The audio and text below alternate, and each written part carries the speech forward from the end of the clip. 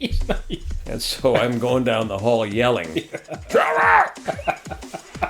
You couldn't even leave that thing alone for a minute to go around the corner.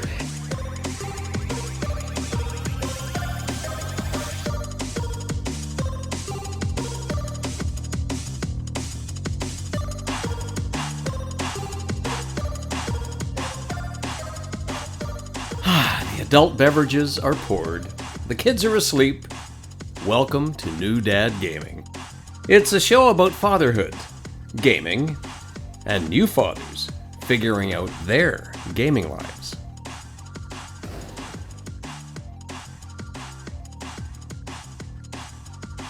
My name is Trevor, and I have 2 boys. Well, my name is Jim, and I'm Trevor's father. I also have 2 boys, but along the way we also acquired 2 girls. You beat me by 2, yeah. I didn't have the stones to carry 2 extras, so You had the good sense to quit after the boys. And yes, you can quote me on that. Yeah, I got you on tape saying it now, too. That's going to come up at Christmas. It's going to be great. So for everyone listening, yeah, this is my father. We brought him into the studio, the New Dad Gaming Studio, and he's been kind enough to sit with us for a recording, so really excited about it. What's most fascinating to me is I seem to always remember playing games and always liking games. And now as I approach raising my kids, they also like games and they're playing it and I'm dealing with it. But I've always wondered as you raised us, what it was like for you to see your sons wanting to play video games. Because correct me if I'm wrong, the first system that ever made it into our house, video game system, was it an Atari or a television? It was an Atari, and there was the one Christmas disaster when your grandmother had bought you guys a really popular, brand new, I'd call it a game. It was a kind of a big cartridge arrangement. Okay. The equivalent in my day was the 8-track tape that you would put into the player. Okay. And unfortunately, you guys were so tuned for this, you knew it was coming, and it was Christmas Day, and you put it in, and nothing happened. Oh, no. And you were beside yourself, and what we found that somehow a staple from a packaged box Oh, my Lord. got inside the machine and somehow grounded the whole system, and it locked itself up. Because we took it to the shop, and the guy went in and says, there's a staple in there. I said, well, I have no idea. So we didn't get to play it at all on Christmas. That's right. So we would have been just like... You were devastated. Yeah, you were really upset. The games back then, the ones you played the most was the NHL hockey. Oh, but it wasn't an NHL approved. It was a hockey game. Blades of Steel. Yeah, and the little guys would come out and skate around, and you guys played that for hours. And I could understand it on a certain level, but it wasn't... It didn't seem to me like it was moving the game of table hockey forward in any way, shape, or form. It seemed like a step back, didn't it? And it seemed, at least with table hockey, you had to become physically involved and try to move the rink around. But this was, you had to... The quieter you were, and the more still you could stay, and the enhanced your concentration, I think the better the outcome was. That goes down. That is the one video game I recall us actually ever playing together. There was one time when you picked up the controller and did fairly well. Like I think you gave us a run. And it was the one, you might have retired actually. Because probably beat us and decided it's like, well, that's it. This is peak. I'm out. So that came in because in the household, ultimately we had. So there was that first Atari or Intellivision. We eventually ended up with a NES, a Nintendo. Which do you remember how that got in the house? Because that one was early for me. I can't remember how it showed up exactly. I suspect that because you guys were actually out there making almost as much money as me delivering newspapers, you went and bought it on your own. Or there was a consortium of aunts and uncles who pitched in because if I recall, that was substantially more expensive than that little Atari system. Where did and go back to the initial question, where do you recall where the Atari came from? Was it purchased? Do you remember buying it? Or did you find it on the side of the road? Where was it? No, we did, after much begging and promising that this was going to be a Christmas gift or a birthday gift, and I forget exactly how it happened, but it was in our big house in the village, and your mother and I seemed, if I recall the timeline, that's just about the time that the home computer was not only coming into vogue. I worked for a company that had a crystal ball into the future and realized that the more skills people could acquire at home, the better skills they could provide the company in the workplace. Interesting. And the company subsidized the cost of your home computer. That was another source of a bunch of games, although the Doom, Leisure Suit Larry, which I hope you don't know what that is. If you do, it's a problem. But a bunch of titles in that one too. So that one came in, and then Nintendo. And I think as of that point, as you mentioned, we, at least with SNES, I know me and my brother pooled money from Paper Routes to buy it. And that was kind of the MO from the rest of it. When you were seeing us spend time on it and clearly getting in fights over it, having brother rival, were you ever worried about it, that it was going to detract from us being physical or being social? Like, did you ever have any worries? No, it just took away from the time you should have been spent doing other things and missing time deadlines. Like, you knew there was a hockey practice at 6, and at 2 minutes to 6, you were still whacking away on that. Fortunately, we lived 2 minutes away from the arena, and sometimes you were half dressed in the house just waiting for the panic drive down to the rink. And with your brother, it was mostly... He was pretty good because he never put his newspaper duties aside. He would wait until it was all done. And then the problem was getting you got on the machine, and then we were yelling at you to come for supper, and then you wanted to play some more. We were talking homework. Yeah. And much as we have seen with our own grandboys, they could invest a lot of time in front of the TV, but we never saw it as a detriment. It was an emerging technology, and you guys are pretty good. The only time you really bugged me, I was like, at home, your mother had taken the girls to a ringette game out of town, and I'm standing in what we used to call our mud room, just getting my boots off and getting my coat off, and the guy from the pizza joint around the corner was at the door, holding 4 boxes of pizza. And you order pizza? And of course I said, no, you've got the wrong address. And he looks at the sheet on it, little ticker tape, and he says, Trevor. And so I'm going down the hall yelling, Trevor! You couldn't even leave that thing alone for a minute to go around the corner. And when I say around the corner, I don't think the place was 100 yards away from our house. So to give context, so there was we lived, you could throw a stone and hit the pizza place from where we lived. So you didn't deliver. It's ridiculous. But I was so engrossed in gaming. No, there was a tournament. You had 5 of your friends in there. Oh, the hockey tournament. That was fantastic. Yeah. That was a big one. So I'm looking at this guy, like, what are you talking about? We don't order. We just go around, we just go pick it up, and then I figured out what was going on, so I aired you out for that. So me and my buddies had that would have been on PlayStation, and it would have been hockey. Yeah, big tournament, and we didn't want to leave, so we ordered pizza from something that was about 200 yards away. That's right. It could have practically slid it across the street. You could have. So that was the only thing. But I don't think we ever were worried about it, because at the same time, the home computer and the internet hookup, dial-up though it may have been at the time, was also attracting people's attention. But with 4 children in the house, 4 kids in the house, it was a matter of appropriating time slots more than anything else. I didn't have a lot of interest in it, but it was, like I said, I worked varying hours, and I got my shot, but it was just a matter of comparing the time that we got the first computer to what's available now, and the speed of the way these things deliver the information. There wasn't a lot to engage with. The music videos were the things that caused us the problems, because shortly after the advent of the home computer came the computer virus. Oh, God. Yes, and we would take it into the shop up in up in Waterloo, and the guy would say, yeah, well, there's 350 music videos on there.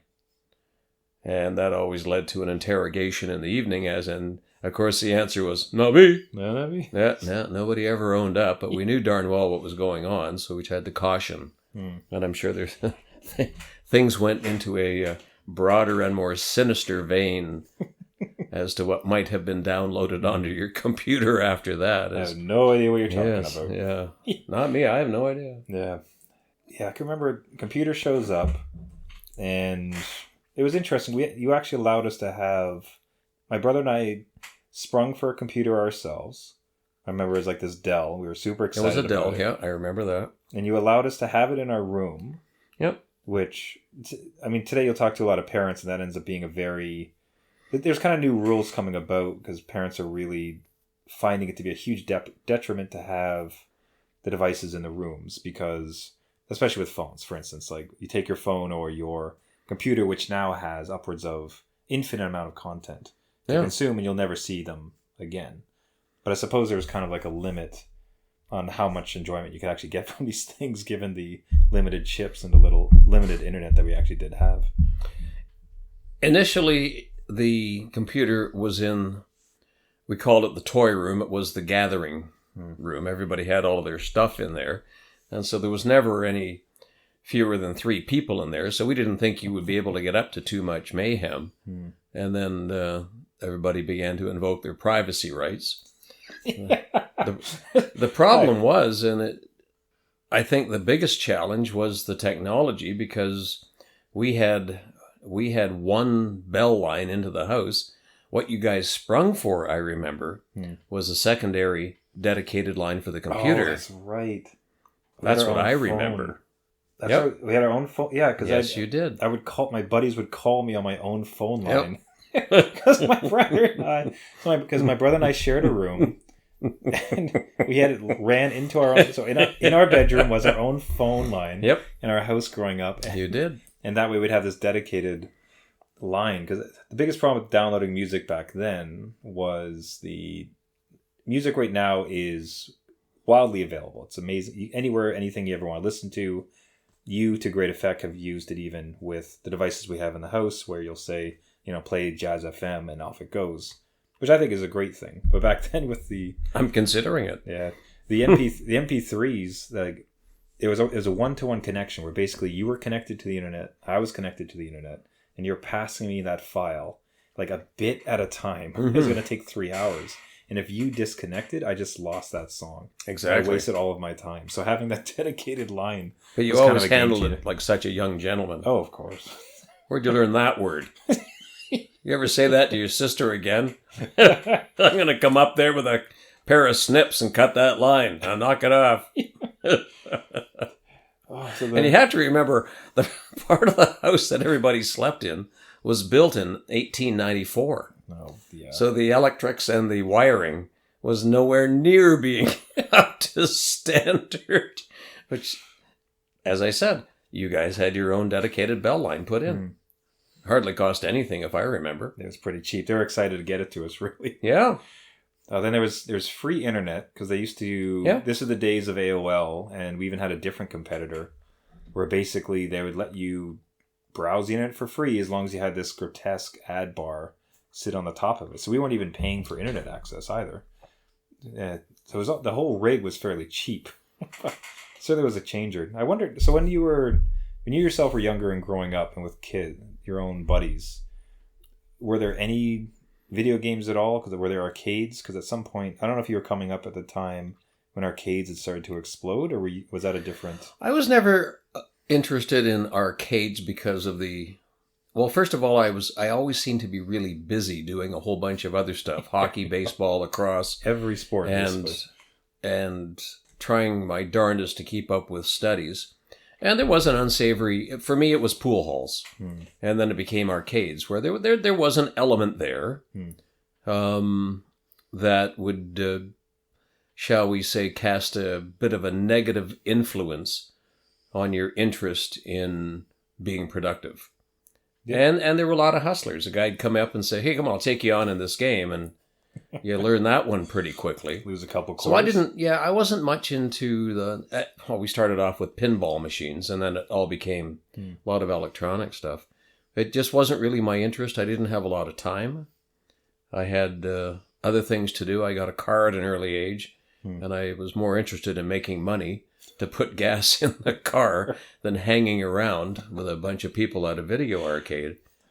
And like I said, there was a certain element there, as there was at the pool hall, if you wanted to pursue that.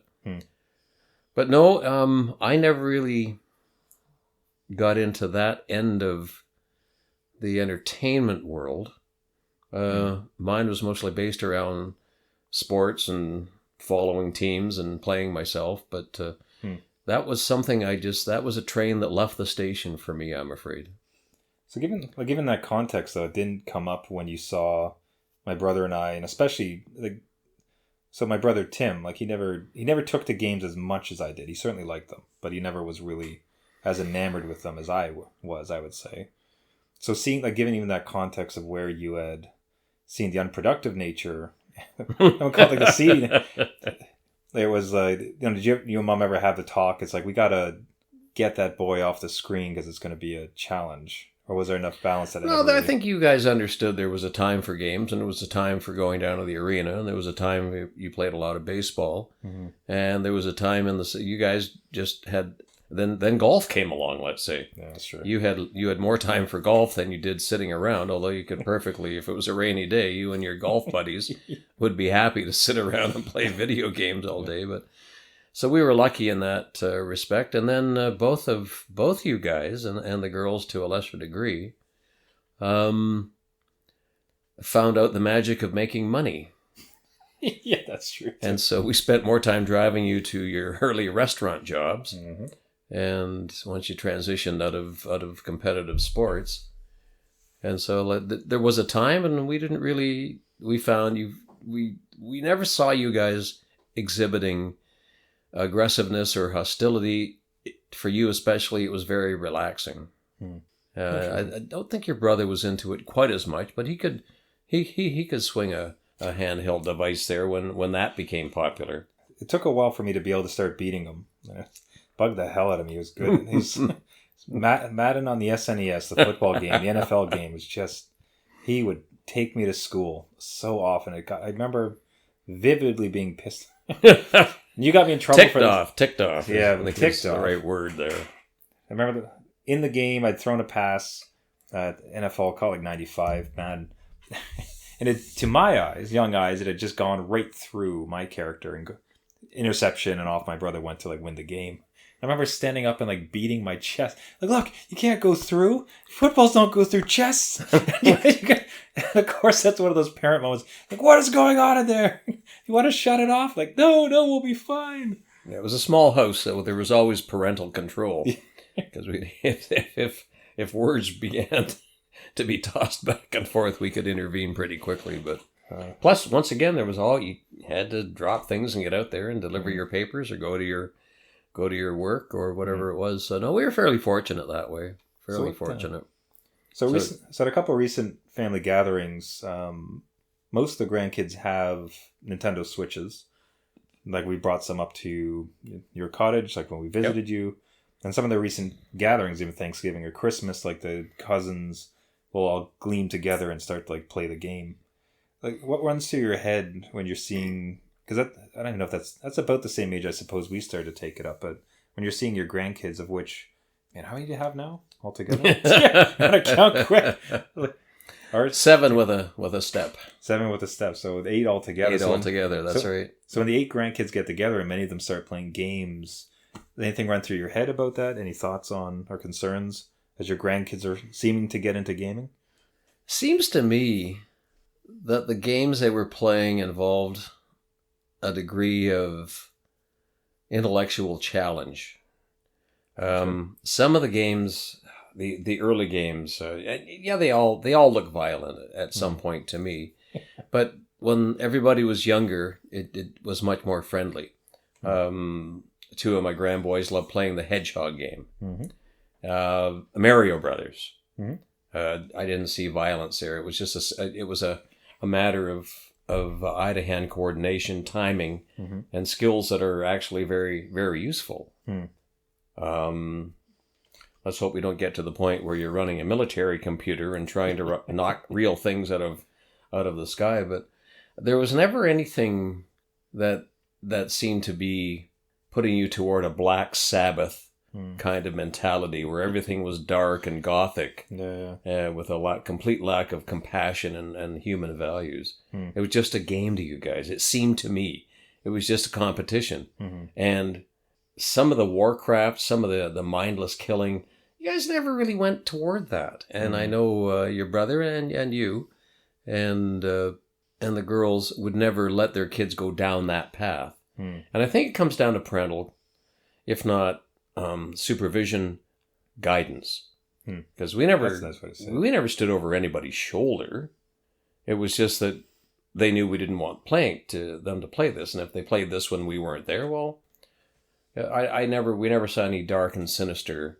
Nobody started painting their eyelids black and spiking their hair, or if that indeed was an influence, and I don't know if there's any empirical evidence or anecdotal evidence that was ever an influence. But in any event, we saw it as an outlet, but you never followed that outlet to the exclusion of anything else, like interacting with family. I don't want to play hockey. I just want to sit and play my video game all Saturday morning. You guys always had time for all of the other interests, other friends. You were all very social. So we never ever became alarmed. It was just a growing trend, and I didn't see anything sinister in it. So it was never a real concern. Now, I thought you were going to ask me about games in my era, and most of them were outside. Hide and seek, kick the can. We played a lot of checkers. I didn't really have the intellectual capacity to follow chess to a further level. I played it, and it was fun, but when it became, I could never see 3 or 4 moves ahead. And so our games were outside. Hockey, baseball, I love lacrosse. High school, I played football, basketball. There was always something going on. What was the quiet game? So you mentioned chess, for instance, but let's say if it can't be a sport.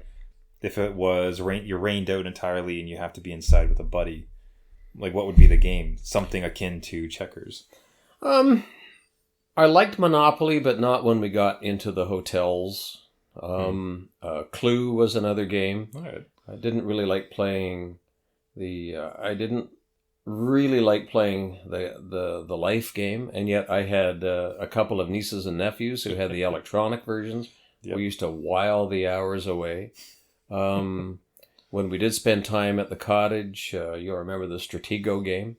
That was huge. Yeah, play that for hours. Card games. I wasn't a big card player. I never got into poker like my friends did. Euchre, hearts, crazy eights, that sort of thing. But nothing ever... it was something to do. I wish I had learned how to play... and your mother keeps telling me she's going to teach me how to play cribbage. You'll be really retired when you start. Yeah, my mother was a great cribbage player, and they had so much fun. But there were fewer distractions. And as I've often said to a lot of people, Mom was right. She'd tell us, wash your hands, eat your vegetables, and get the hell out of here and go play. Yes. And we lived in an area where it was almost rural. And we spent a lot of time out down by the river, exploring caves, fishing, got into hunting a little bit, but turned out to be a horrible shot. Just hanging out with my friends out in the woods. Oh, so that's curious because not curious, but I've mentioned on the show before a few times where, so my 2 boys, 7 and 5, like they'll go by themselves now over to the park around the corner. Yeah. And there's... I'm of 2 minds of it. On the one side, no, like kids got to make mistakes. They got to get some cuts and bruises. They need some independence. Especially where you live, and like you've seen where I live now, it's wonderfully safe. This is a great neighborhood. So there should be no reason why that's a problem. And yet there's something that nags at me about that, even especially with the younger one, 5, just feels almost too young to be on his own. Now, completely by himself, no. Like I prefer when he goes with his older brother. But they're just... does seem to be that impetus from society saying like you got to watch over your kids. When you were stomping about the forest and doing your thing, like how old are you when your parents are letting you run around town? My parents were blue-collar workers. And they were never home before 6:30, 7 o'clock at night. So we were left to ourselves, on the understanding that when you came home from school, there was this to do, there was that to do. I got to deliver papers myself.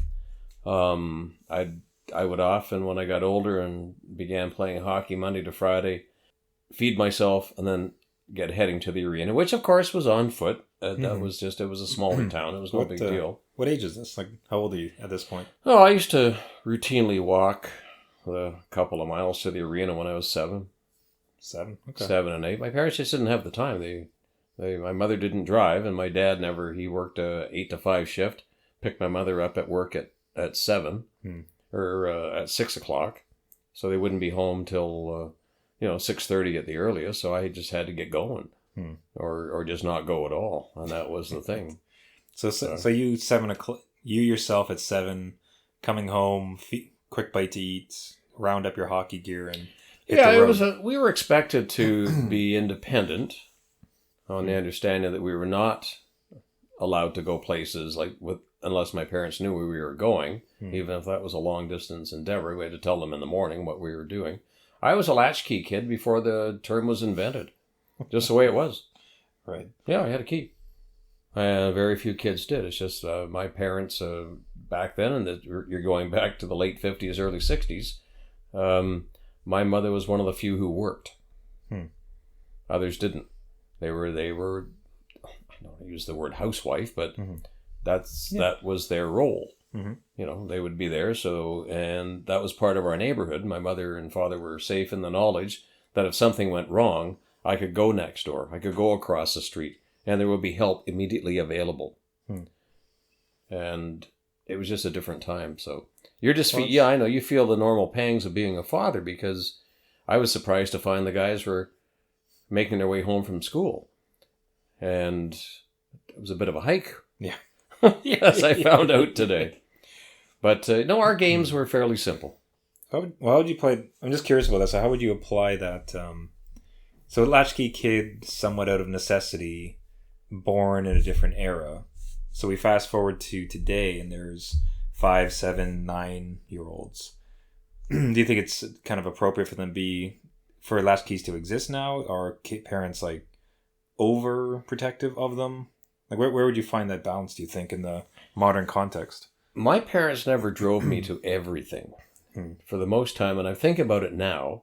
Like I used to ride my bike 3 miles, 4 miles to play baseball.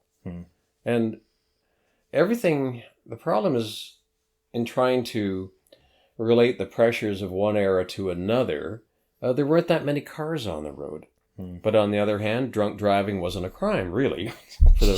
No, really, it wasn't taken as seriously as it is today. Right. And the alarming thing is, even the police here in this area have noted, and in our area, impaired driving charges are way up. Oh, that sucks. At first, they thought it was people with nothing else to do during the lockdowns, the COVID lockdowns, but it's continued. Oh, that's not good. But when I was a kid, to be charged with drunk driving, and I only say this from my own personal perspective, you had to wipe your car out before it was taken seriously. It was just, all right. The cops were more likely to guide you home and make sure you're in your driveway safely. But that is just different. The cars are faster, lighter, and there's so many more people around. So I don't know how well I would adapt in this era. Maybe I would be driving my kids everywhere. Now, you played at the local arena. The kids skated at the local arena. You guys were fine to go down there, out-of-town games, because that was the way the leagues were developed. We always drove. You couldn't. No. Or you got to ride with another parent, which we did too. Yeah. Well, I mean, like the weekends were pretty much, I'd almost consider myself latchkey. I mean, I pretty much in summertime would wake up, leave the house, and you wouldn't really see me until supper time. Yeah. So that with buddies, whatever. There was also very few things that you could get involved in. Yeah. That town of 1,000 people, yeah. Yeah. We were raising you guys here. There's all sorts of things you could go and do. And yet this seems like a very friendly area. And I may have been a latchkey kid, but there were eyes on me at all times. Because, the mothers basically knew where everybody was at any one time. So it was a really different time, and I don't know what the pressure might be like today, or if I could handle it, or just become what they call a helicopter parent. There weren't as many things to put your kid in back then. I played baseball in the summer and lacrosse, and I played hockey all winter, but it was just basically 3 locations, completely within my ability to hoof it, as we used to say. Just walk wherever you wanted to go. So, but now it's, if we could have put you guys in gymnastics or whatever, some of the things that your Judo brother or Taekwondo puts, his your nephews are going on every Saturday morning. They get to go to this place where they build robotics. Oh, that's cool. And it's just amazing, and they love it. But you got to get in the car and go a good distance. Yeah. It's not in the place that he lives right now, but there's so many more things for kids to get involved in. The gymnastics is a good example. There's nothing like that. But you were basically free range, on the understanding that, boy, there was going to be what to pay if there was trouble when we got home. So the kind of to wrap it up, I almost should have preface this question for you so you had some time to think, but if you think about decisions that you and Mom made that worked out fairly well, that you would offer up as advice to other fathers on how to do the best for their kids, does anything come to mind for advice you might give to fathers to help them? Quite simply, don't make the issue controversial. If your kid wants to do something and you don't want them to do it, sit down and talk it out. And I know that's very difficult, depending on your attitude, your child's attitude. But when your brother wanted to hang around that one pool hall, and we got into arguments, and just explained that there are going to be things that you shouldn't get involved in. Just as one example, but just be open, as honest as you can, because once something becomes confrontational or an issue, then the lines of communications break down, and the son or the daughter is going to want to do it anyway. The way we did it, and I'd have to say rather successfully, is that you earned your freedom. We didn't give it to you right off the bat. Okay, we want you home at 8, you're home at 8. Fine, next week, you want to go out till 9? Let's give it a try. Can you handle it? Come home at 9? Okay. So you work your way up, set some goals, and say, if you can prove to me that you're going to be responsible, then you're going to get more freedom. If you go and blow it in the first shot out, then we're going to crack down. Yeah. And you're going to be subject to more supervision and more restrictions, because we don't want you going out there. That's a parent's role, to keep your child from getting into situations that they're not either prepared for or they are not physically able to handle. And so we always thought it was the honor system. And look, there's a lot of situations out there. We are a very fortunate group. But when there was something we disagreed about, we let everybody know our feelings, and then we worked out a solution. And if you can do that, and boy, that is so difficult. It's so easy to say. And we never had the problem of, if you guys wanted to stay out all night, as long as we knew you were coming home or not coming home and where you were going to be. And we understood it might not have always worked out that way, but there was always that communication. And if you start early and let them understand you only do this because you care about each other and for your safety, you may stand a chance of actually getting some understanding going and some trust. And then after you've gone through all of that and you grow up and you look back and you think, gee, my parents were actually kind of cool. Whereas at the time, I just thought I had the worst situation ever. These old fogies just don't get me. But you had a mother who worked a lot of hours. And my hours were crazy. Wild. And I worked a lot of weekends and a lot of nights, and it was your mother who held it all together. Mm-hmm. And but you always knew what she was thinking, and the animosity, it blew up from time to time, and we just took it a day at a time and just wanted to let you know that we trusted you and we cared about you. And boy, I wish so many people could be as lucky as we were, quite frankly. Oh. So there. It worked out. We were very fortunate. But it didn't happen by accident. That's excellent. That is excellent advice. So it's the boundaries are earned. Don't make things confrontational. That's excellent. It's a really salient thought. That's wonderful. Well, if you stop talking, no one's listening. And sometimes even if the parents are talking, there's not a lot of listening going on. But like I say, do things in measure. So, okay, 8 o'clock is good, and you've been great, and we trust you. And then, all right, let's have a go at 9 o'clock. Okay? But on the understanding that, if you really start pushing this, then we're going to start cracking down. And you guys all went through high school. You all went through college and university. And look at us now. Mm-hmm. Bourbon on a podcast. Having a bourbon. All right. Thanks for the invitation. Oh, thanks so much. But you have to admit, it was your brother's idea. It was it was a perfect. I just wanted to say, man, will he do it? Because that'd be amazing. Got that new stinger at the top. That never goes away. That's for sure. Thanks again. I love you, Dad. Love you. So everybody, thank you so much for listening. This has been New Dad Gaming. If you like the show, you can find us on all the major podcasting networks. So looking at iTunes, Spotify, Caster, anywhere where you get your podcast.